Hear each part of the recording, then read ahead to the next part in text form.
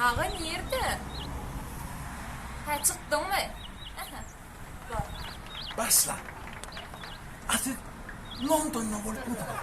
London. Paris'te olup mu?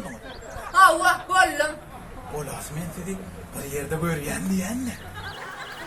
Artık Paris'in Benzema etrafının Mbappé köçüsündeki Zidane kafesinde dinç alıp gördüm.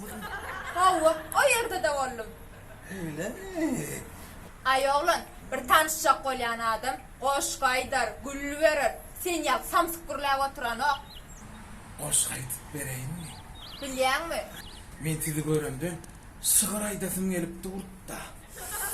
Ey aydımlanın damdamı, azadımın dönmesi, muradımın mollası, osunlamın yaksası, mekanlamın atası, eşeklemın kunçası senin, parahatımın tırcası, çetbetikli pottu senin. He? Dur, Gülşadımın kurdu sen, Piroli var Mehri sen, Muhammed var Zara, Tuvaklıcı var. Be, qatmaniyli qoş gekene. İyiydi var. İyizi var? Koğuştanmın melesi, durdular mı, durdu sen, telefonla arayatı sen, sorular mı, gitti sen, ayda.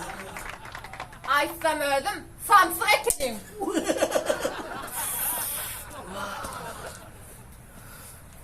Kıyırım orada Hudayın nerede deyiptirler. Aradım arasakası. Artık London'da olup mu?